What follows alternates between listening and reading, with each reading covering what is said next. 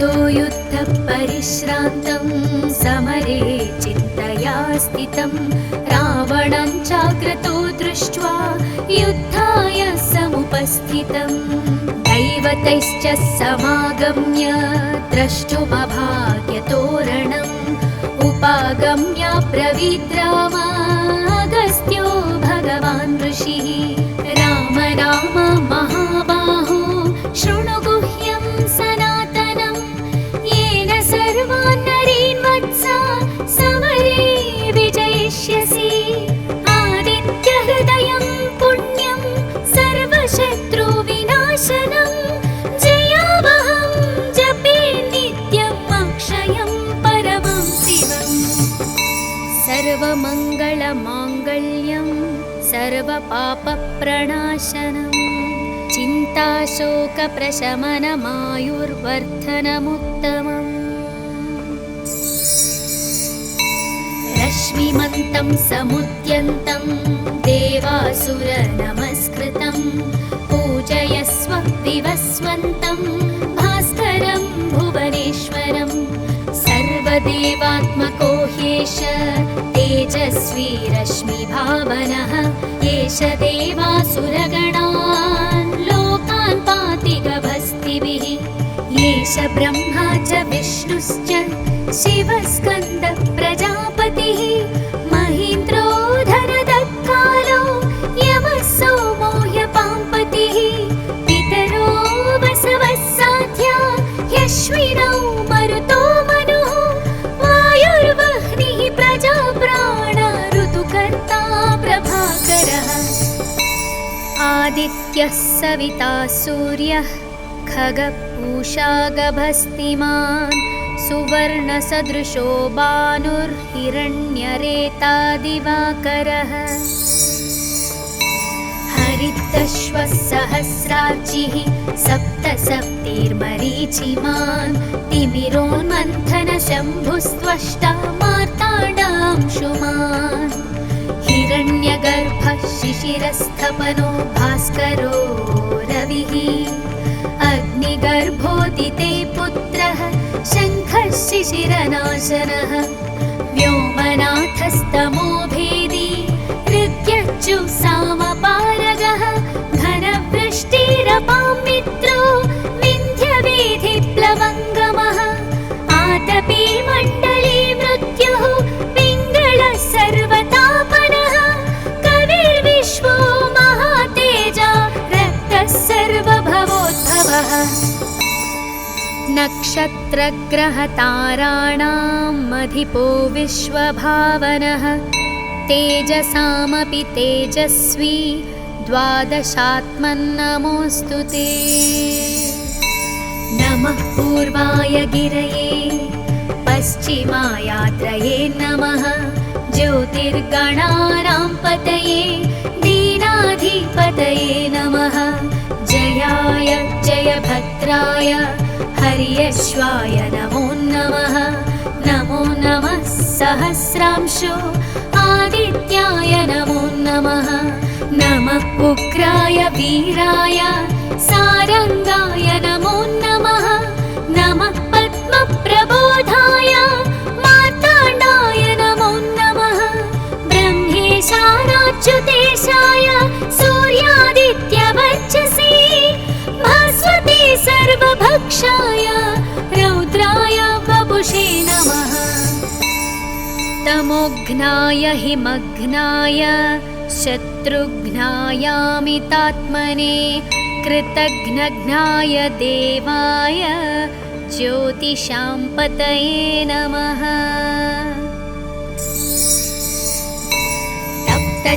तप्तचामीकराभाय वह्नये विश्वकर्मणे नमस्तमोभिनिघ्नाय रुचये लोकसाक्षिणे नाशयत्येष वैभूतं तदेव सृजति प्रभुः पायत्येष तपत्येष वर्षत्येष गभस्तिभिः येष सुप्तेषु जागर्ति भूतेषु परिनिष्ठितः येष एवाग्निहोत्रं च फलं चैवाग्निहोत्रिणां वेदाश्चक्रतवः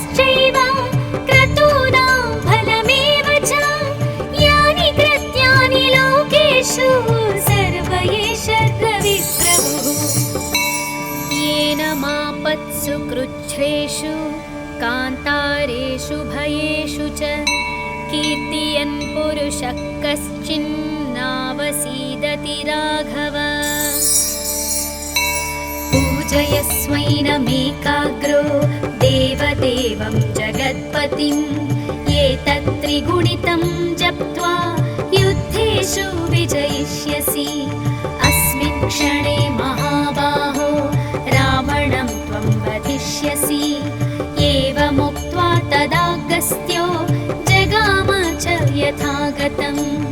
एतत् श्रुत्वा महातेजा नष्टशोको भवत्तदा। धारयामास सुप्रीतो राघव प्रयतात्मवान्। आदित्यं प्रेक्ष्य त्यक्त्वा तु परं हर्षमवाप्तवान्। त्रिराचम्य शुचिर्भूत्वा धनुरादाय वीर्यवान्। रावणं प्रेक्ष्य हृष्टात्मा युद्धाय समुपागमत्। सर्वयत्नेन महता वधे तस्य धृतोऽभवत्। अथ रविरवदन्निरीक्ष्य रामं मुदितमनाः परमं प्रहृष्यमाणः।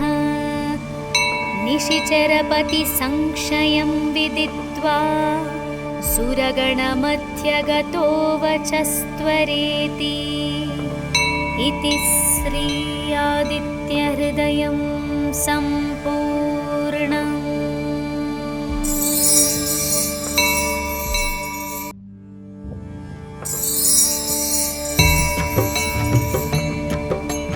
ततो युद्धपरिश्रान्तं समरे चिन्तया स्थितं रावणं चाग्रतो दृष्ट्वा युद्धाय समुपस्थितम्।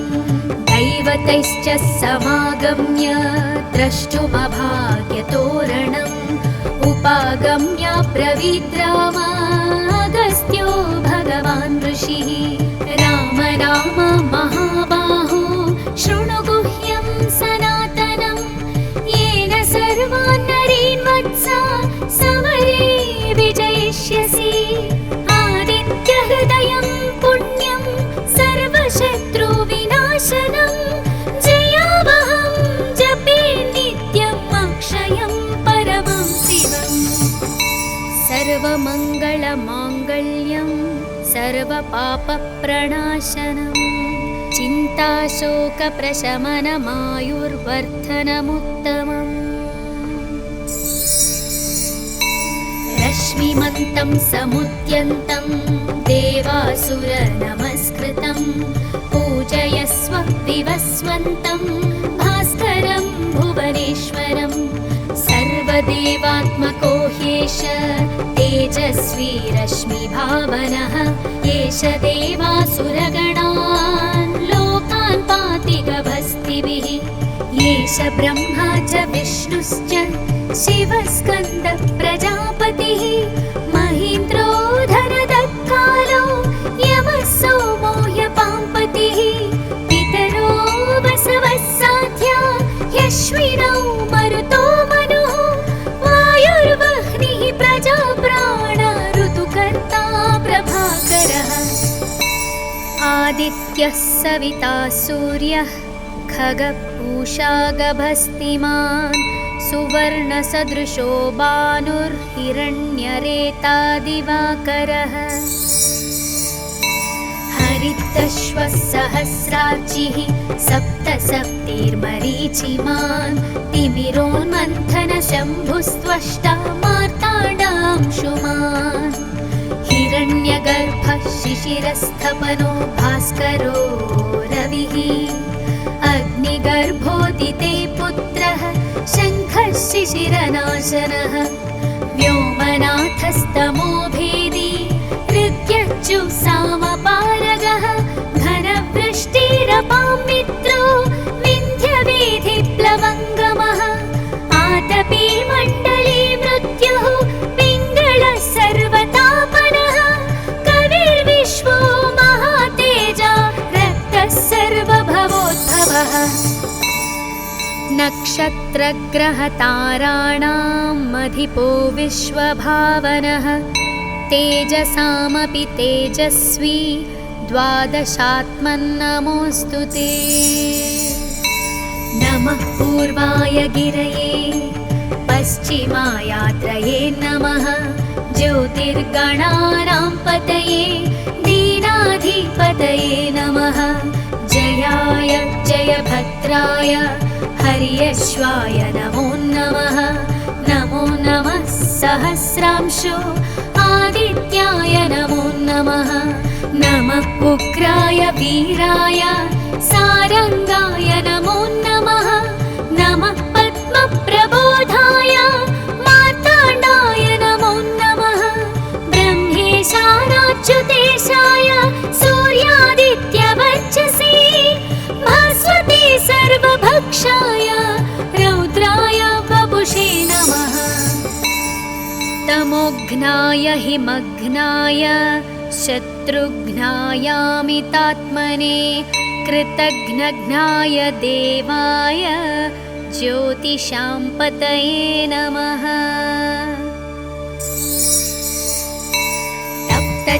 तप्तचामीकराभाय वह्नये विश्वकर्मणे नमस्तमोभिनिघ्नाय रुचये लोकसाक्षिणे।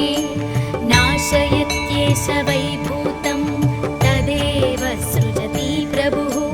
पायत्येष तपत्येष वश्यत्येष गभस्तिभिः। येष सुप्तेषु जागर्ति भूतेषु परिनिष्ठितः। येष एवाग्निहोत्रं च फलं चैवाग्निहोत्रिणां। वेदाश्च क्रतवश्चैव क्रतूनां फलमेव च। यानि कृत्यानि लोकेषु सर्व एष रविप्रभुः। येन मापत्सु कृच्छ्रेषु कान्तारेषु भयेषु च कीर्तयन् पुरुषः कश्चिन्नावसीदति राघव। पूजयस्वैनमेकाग्रो देवदेवं जगत्पतिं।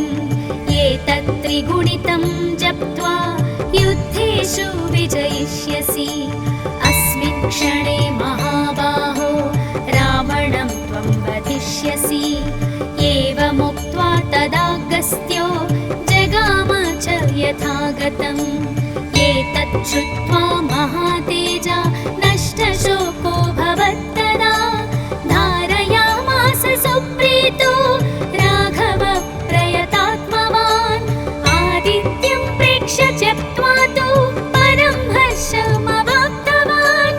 त्रिराचम्य शुचिर्भूत्वा धनुरादाय वीर्यवान्। रावणं प्रेक्ष्य हृष्टात्मा युद्धाय समुपागमत्। सर्वयत्नेन महता वधे तस्य धृतोऽभवत्। अथ रविरवदन्निरीक्ष्य रामं मुदितमनाः परमं प्रहृष्यमाणः। निशिचरपतिसंशयं विदित्वा सुरगणमध्यगतो वचस्त्वरेति। इति श्री आदित्यहृदयं सम्पूर्णम्।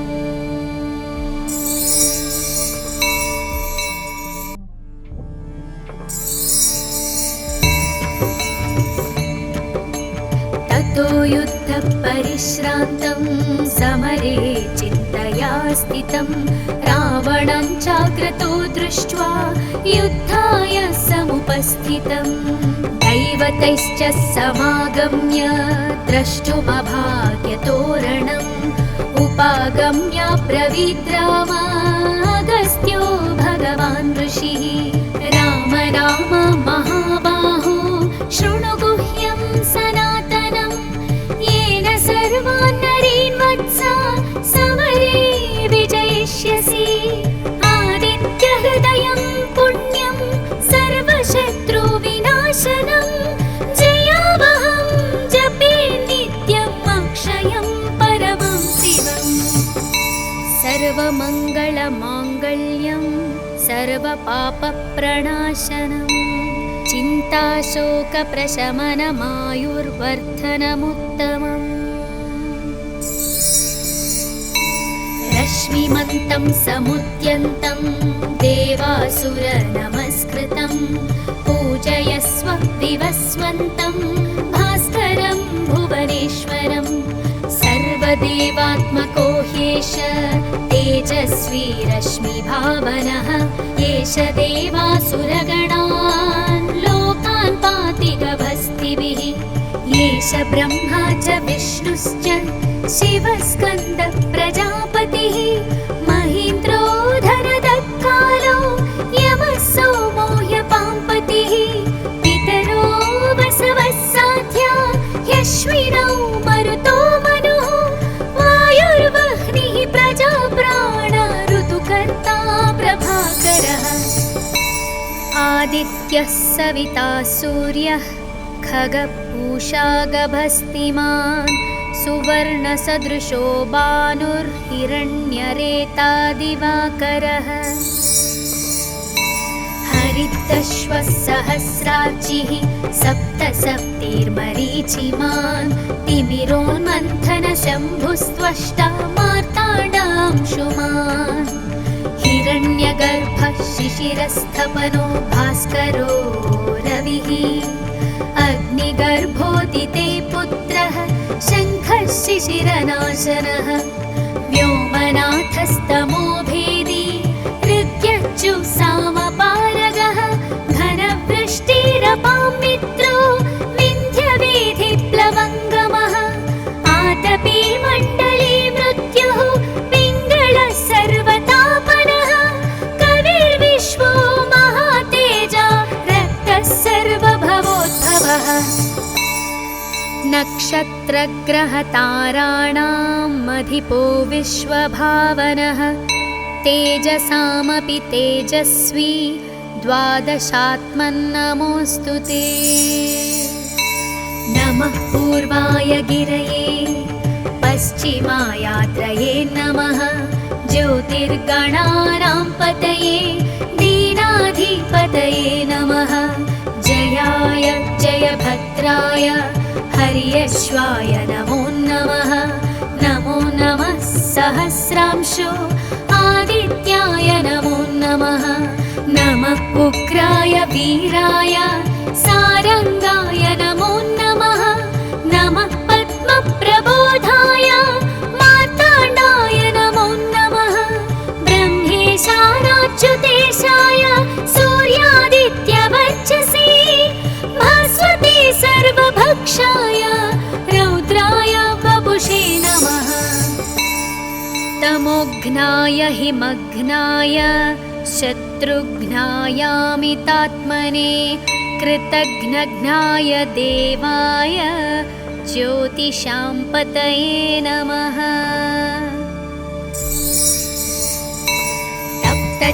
तप्तचामीकराभाय वह्नये विश्वकर्मणे नमस्तमोभिनिघ्नाय रुचये लोकसाक्षिणे नाशयत्येष वैभूतं तदेव सृजति प्रभुः पायत्येष तपत्येष वर्षत्येष गभस्तिभिः येष सुप्तेषु जागर्ति भूतेषु परिनिष्ठितः येष एवाग्निहोत्रं च फलं चैवाग्निहोत्रिणां वेदाश्च क्रतवश्चैव क्रतूनां फलमेव च यानि कृत्यानि लोकेषु सर्व एष रविप्रभुः येन मापत्सु कृच्छ्रेषु कान्तारेषु भयेषु च कीर्तयन् पुरुषः कश्चिन्नावसीदति राघव पूजयस्वैनमेकाग्रो देवदेवं जगत्पतिं एतत्त्रिगुणितं जप्त्वा युद्धेषु विजयिष्यसि अस्मिन् क्षणे महाबाहो रावणं त्वं वधिष्यसि एवमुक्त्वा तदागस्त्यो जगाम च यथागतम् एतत् श्रुत्वा महातेजा नष्टशोको भवत्तदा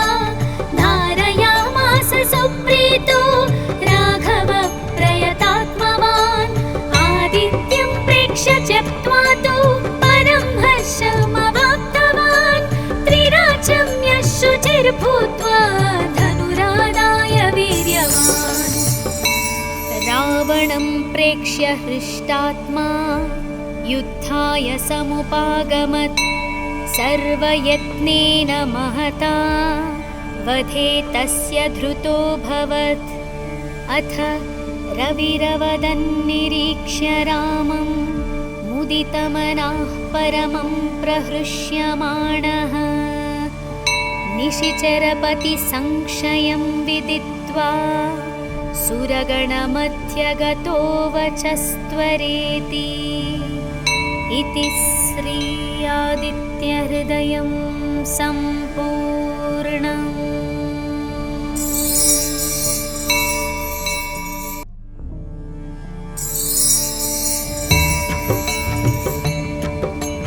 ततो युद्धपरिश्रान्तं समरे चिन्तया स्थितं रावणं चाग्रतो दृष्ट्वा युद्धाय समुपस्थितं।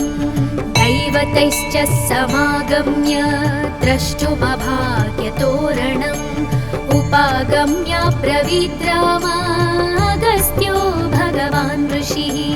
राम राम महाबाहो शृणु गुह्यं सनातनं येन सर्वान् नरीन् वत्सा समरे विजयिष्यसि। आदित्यहृदयं पुण्यं सर्वशत्रुविनाशनं जयावहं जपे नित्यम् अक्षयं परमं शिवम्। सर्वमङ्गलमाङ्गल्यं सर्वपापप्रणाशनं चिन्ताशोकप्रशमनमायुर्वर्धनमुत्तमम्। रश्मिमन्तं समुद्यन्तं देवासुरनमस्कृतं पूजयस्व विवस्वन्तं भास्करं भुवनेश्वरं। सर्वदेवात्मको ह्येष तेजस्वी रश्मिभावनः। एष देवासुरगणान् लोकान् पाति गभस्तिभिः। एष ब्रह्मा च विष्णुश्च शिवस्कन्दः प्रजापतिः। महीन्द्रो धनदत्कालो यमः सोमो ह्यपाम्पतिः। पितरो वसवः साध्या ह्यश्विनौ मरुतो मनुः। वायुर्वह्निः प्रजाप्राण ऋतुकर्ता प्रभाकरः। आदित्यः सविता सूर्यः खगः पूषा गभस्तिमान्। सुवर्णसदृशो भानुर्हिरण्यरेता दिवाकरः। हरितश्वः सहस्रार्चिः सप्त सप्तिर्मरीचिमान्। तिमिरोन्मन्थनशम्भुस्त्वष्टा मार्ताण्डांशुमान्। हिरण्यगर्भः शिशिरस्थपनो भास्करो रविः। अग्निगर्भोदिते पुत्रः शङ्खः शिशिरनाशनः। व्योमनाथस्तमो भेदी ऋग्यज्जुःसामपारगः। घनवृष्टिरपां मित्रो विन्ध्यवेधिप्लवङ्गमः। आतपी मण्डले मृत्युः पिङ्गलः सर्वतापनः। कविर्विश्वो महातेजा रक्तः सर्वभवोद्भवः। नक्षत्रग्रहताराणाम् अधिपो विश्वभावनः। तेजसामपि तेजस्वी द्वादशात्मन्नमोऽस्तु ते। नमः पूर्वाय गिरये पश्चिमायात्रये नमः। ज्योतिर्गणानां पतये दीनाधिपतये नमः। जयाय जयभद्राय हर्यश्वाय नमो नमः। नमो नमः सहस्रांशो आदित्याय नमो नमः। नमः उग्राय वीराय सारंगाय नमो नमः। नमः पद्मप्रबोधाय मार्ताण्डाय नमो नमः। ब्रह्मेशानाच्युतेशाय सूर्यादित्यवर्चसे भास्वते सर्वभक्षाय रौद्राय वपुषे नमः। तमोघ्नाय हिमघ्नाय शत्रुघ्नायामितात्मने कृतघ्नघ्नाय देवाय ज्योतिषां पतये नमः। तप्तचामीकराभाय वह्नये विश्वकर्मणे नमस्तमोभिनिघ्नाय रुचये लोकसाक्षिणे नाशयत्येष वैभूतं तदेव सृजति प्रभुः पायत्येष तपत्येष वर्षत्येष गभस्तिभिः येष सुप्तेषु जागर्ति भूतेषु परिनिष्ठितः येष एवाग्निहोत्रं च फलं चैवाग्निहोत्रिणां वेदाश्च क्रतवश्चैव क्रतूनां फलमेव च यानि कृत्यानि लोकेषु सर्व एष द्रविप्रभुः येन मापत्सु कृच्छ्रेषु कान्तारेषु भयेषु च कीर्तयन् पुरुषः कश्चिन्नावसीदति राघव पूजयस्वैनमेकाग्रो देवदेवं जगत्पतिं एतत्त्रिगुणितं जप्त्वा युद्धेषु विजयिष्यसि अस्मिन् क्षणे महाबाहो रावणं त्वं वधिष्यसि एवमुक्त्वा तदागस्त्यो जगाम च यथागतम् एतत् श्रुत्वा महातेजा नष्टशोको भवत्तदा धारयामास सुप्रीतो राघव प्रयतात्मवान् आदित्यं प्रेक्ष्य त्यक्त्वा तु परं हर्षमवाप्तवान् त्रिराचम्य शुचिर्भूत्वा धनुरादाय वीर्यवान् रावणं प्रेक्ष्य हृष्टात्मा युद्धाय समुपागमत् सर्वयत्नेन महता वधे तस्य धृतोऽभवत् अथ रविरवदन्निरीक्ष्य रामं मुदितमनः परमं प्रहृष्यमाणः निशिचरपतिसंशयं विदित्वा सुरगणमध्यगतो वचस्त्वरेति इति श्री आदित्यहृदयं सम्पूर्णम्।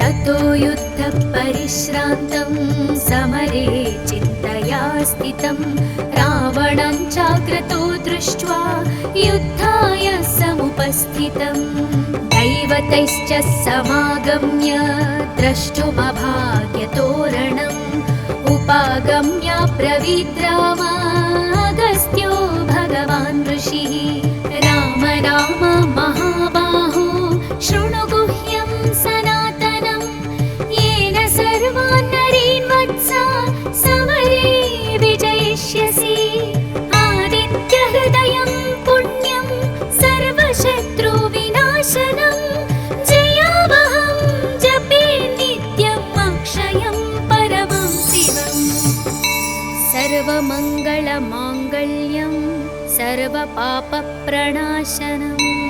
चिन्ताशोकप्रशमनमायुर्वर्धनमुत्तमम् रश्मिमन्तं समुद्यन्तं देवासुरनमस्कृतं पूजयस्व विवस्वन्तं भास्करं भुवनेश्वरं सर्वदेवात्मको ह्येष तेजस्वी रश्मिभावनः एष देवासुरगणान् लोकान् पाति गभस्तिभिः एष ब्रह्मा च विष्णुश्च शिवस्कन्द प्रजापतिः महीन्द्रो धनदत्कालो यमः सोमो ह्यपाम्पतिः पितरो वसवः साध्या ह्यश्विनौ मरुतो मनुः वायुर्वह्निः प्रजाप्राण ऋतुकर्ता प्रभाकरः आदित्य आदित्यः सविता सूर्यः खगपूषा गभस्तिमान् सुवर्णसदृशो भानुर्हिरण्यरेता दिवाकरः हरितश्वः सहस्रार्चिः सप्तसप्तिर्मरीचिमान् तिमिरोन्मन्थनशम्भुस्त्वष्टा मार्ताण्डांशुमान् हिरण्यगर्भः शिशिरस्थपनो भास्करो रविः अग्निगर्भोदिते पुत्रः शङ्खः शिशिरनाशनः व्योमनाथस्तमो भेदी ऋग्यज्जुःसामपारगः घनवृष्टिरपां मित्रो विन्ध्यवेधिप्लवङ्गमः आतपी मण्डली मृत्युः पिङ्गळः सर्वतापनः कविर्विश्वो महातेजा रक्तः सर्वभवोद्भवः नक्षत्रग्रहताराणाम् अधिपो विश्वभावनः तेजसामपि तेजस्वी द्वादशात्मन्नमोऽस्तु ते नमः पूर्वाय गिरये पश्चिमायात्रये नमः ज्योतिर्गणानां पतये दीनाधिपतये नमः जयाय जयभद्राय हर्यश्वाय नमो नमः नमो नमः सहस्रांशो आदित्याय नमो नमः नमः उग्राय वीराय सारंगाय नमो नमः नमः पद्मप्रबोधाय मार्ताण्डाय नमो नमः ब्रह्मेशानाच्युतेशाय सूर्यादित्यवर्चसे भास्वते सर्वभक्षाय रौद्राय वपुषे नमः तमोघ्नाय हिमघ्नाय शत्रुघ्नायामितात्मने कृतघ्नघ्नाय देवाय ज्योतिषां पतये नमः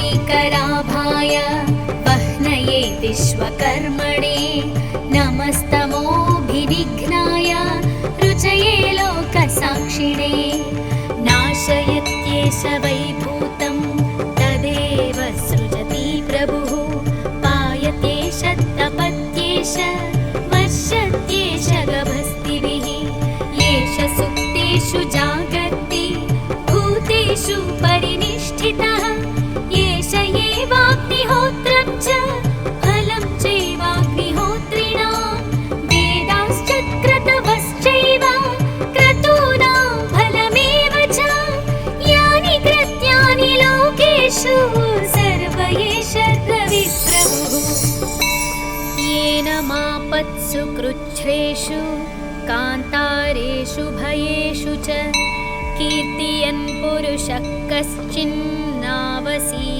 राघव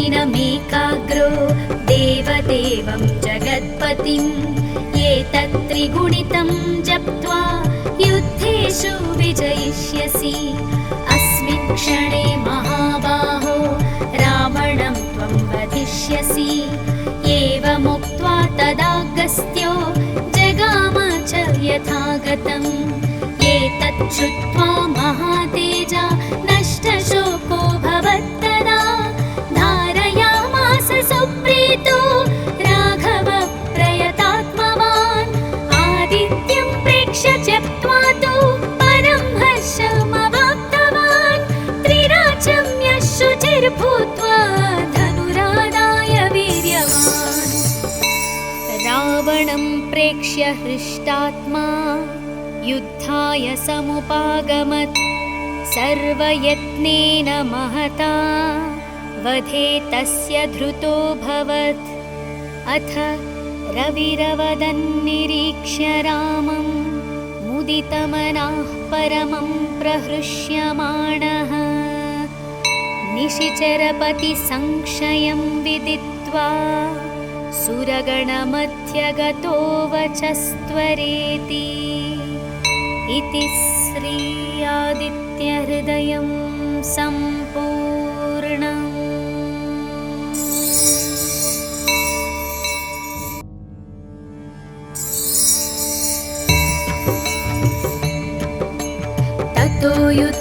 परिश्रान्तं समरे चिन्तया स्थितं रावणं चाग्रतो दृष्ट्वा युद्धाय समुपस्थितं दैवतैश्च समागम्य द्रष्टुमभाग्यतोरणम् उपागम्य ब्रवीद् राम अगस्त्यो भगवान् ऋषिः राम राम महाबाहो शृणु गुह्यं सनातनं येन सर्वान् नरीन् वत्सा समरे विजयिष्यसि आदित्यहृदयं पुण्यं सर्वशत्रुविनाशनं जयावहं जपे नित्यम् अक्षयं परमं शिवम् सर्वमङ्गलमाङ्गल्यं सर्वपापप्रणाशनं चिन्ताशोकप्रशमनमायुर्वर्धनमुत्तमम् रश्मिमन्तं समुद्यन्तं देवासुरनमस्कृतं पूजयस्व विवस्वन्तं भास्करं भुवनेश्वरं सर्वदेवात्मको ह्येष तेजस्वी रश्मिभावनः एष देवासुरगणान् लोकान् पाति गभस्तिभिः एष ब्रह्मा च विष्णुश्च शिवस्कन्द प्रजापतिः महीन्द्रो धनदत्कालो यमः सोमो ह्यपाम्पतिः पितरो वसवः साध्या ह्यश्विनौ मरुतो मनुः वायुर्वह्निः प्रजाप्राण ऋतुकर्ता प्रभाकरः आदित्यः सविता सूर्यः खगः पूषा गभस्तिमान् सुवर्णसदृशो भानुर्हिरण्यरेता दिवाकरः हरितश्वः सहस्रार्चिः सप्तसप्तिर्मरीचिमान् तिमिरोन्मन्थनशम्भुस्त्वष्टा मार्ताण्डांशुमान्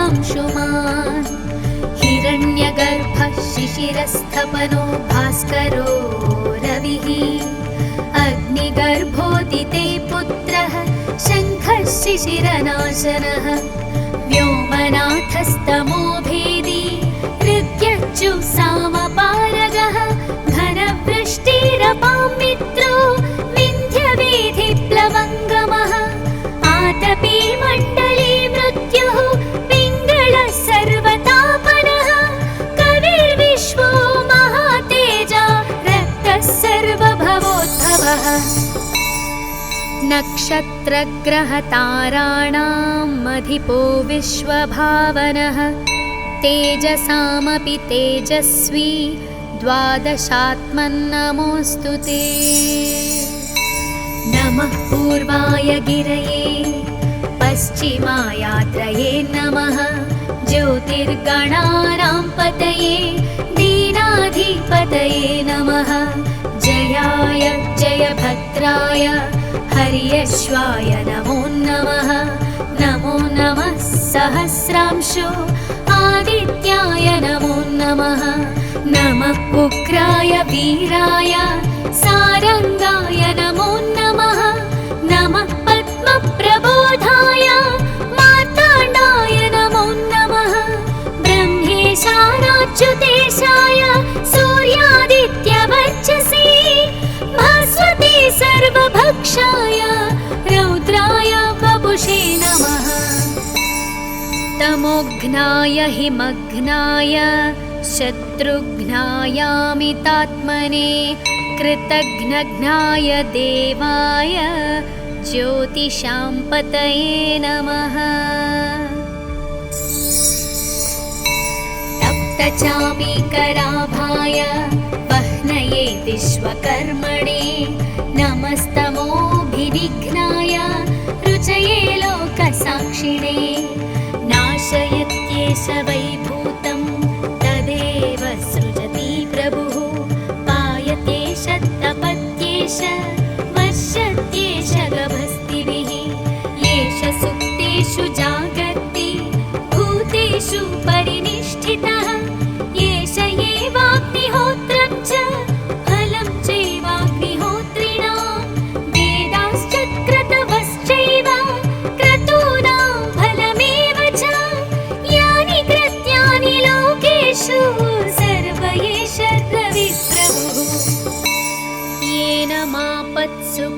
सुखेषु कान्तारेषु भयेषु च कीर्तियन् पुरुषः कश्चिन्नावसीदति राघव। पूजयस्वैनमेकाग्रो देवदेवं जगत्पतिम् एतत्त्रिगुणितं जप्त्वा युद्धेषु विजयिष्यसि। अस्मिन् क्षणे महाबाहो रावणं त्वं वधिष्यसि।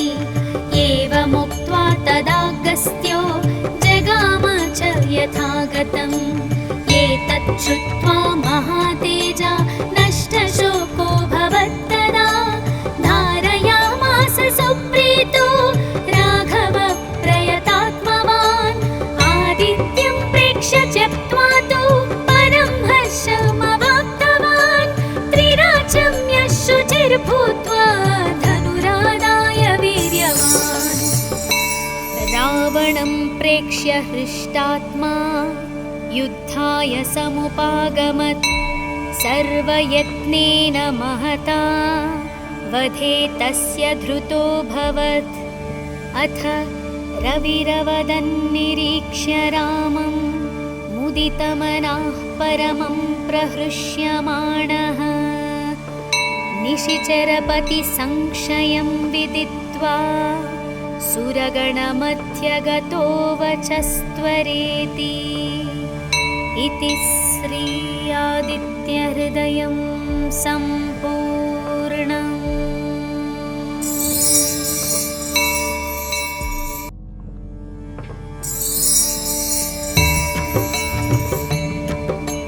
ततो युद्धपरिश्रान्तं समरे चिन्तया स्थितं रावणं चाग्रतो दृष्ट्वा युद्धाय समुपस्थितम्। दैवतैश्च समागम्य द्रष्टुमभाग्यतोरणम्। उपागम्य ब्रवीद्रामागस्त्यो भगवान् ऋषिः। राम राम महाबाहो शृणु गुह्यं सनातनं। येन सर्वान् नरीन् वत्सा समरे विजयिष्यसि। आदित्यहृदयं पुण्यं सर्वशत्रुविनाशनं। जयावहं जपे नित्यम् अक्षयं परमं शिवम्। सर्वमङ्गलमाङ्गल्यं सर्वपापप्रणाशनम्। चिन्ताशोकप्रशमनमायुर्वर्धनमुत्तमम्। रश्मिमन्तं समुद्यन्तं देवासुरनमस्कृतं। पूजयस्व विवस्वन्तं भास्करं भुवनेश्वरं। सर्वदेवात्मको ह्येष तेजस्वी रश्मिभावनः। एष देवासुरगणान् लोकान् पाति गभस्तिभिः। एष ब्रह्मा च विष्णुश्च शिवस्कन्द प्रजापतिः। महीन्द्रो धनदत्कालो यमः सोमो ह्यपाम्पतिः।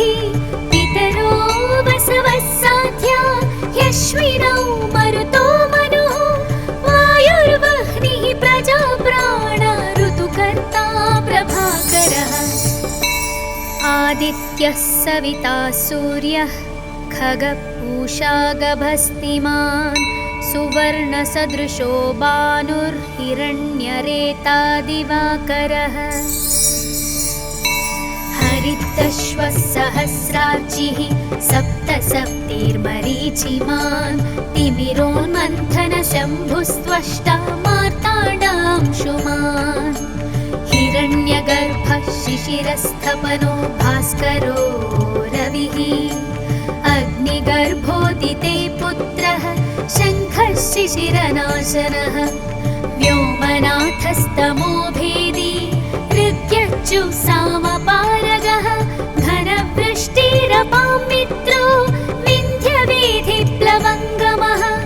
आतपी मण्डली मृत्युः पिङ्गळः सर्वतापनः।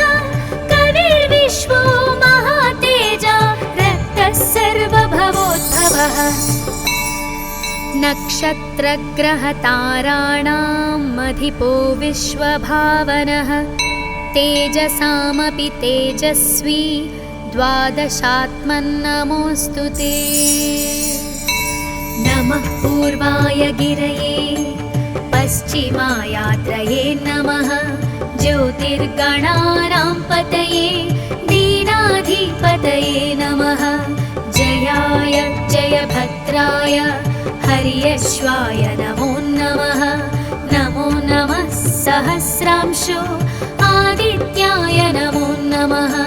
नमः उग्राय वीराय सारंगाय नमो नमः। नमः पद्मप्रबोधाय मार्ताण्डाय नमो नमः। ब्रह्मेशानाच्युतेशाय सूर्यादित्यवर्चसे भास्वते सर्वभक्षाय रौद्राय वपुषे नमः। तमोघ्नाय हिमघ्नाय शत्रुघ्नायामितात्मने कृतघ्नघ्नाय देवाय ज्योतिषां पतये नमः।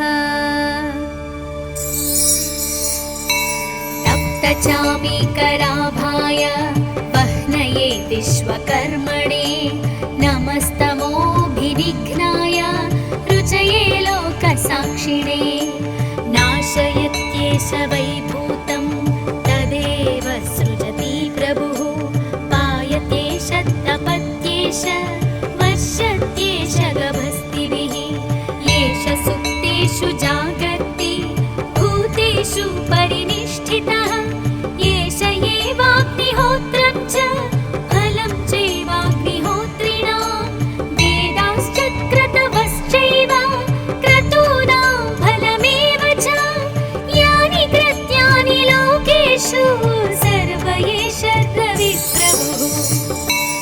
येन मापत्सु कृच्छ्रेषु कान्तारेषु भयेषु च कीर्तयन् पुरुषः कश्चिन्नावसीदति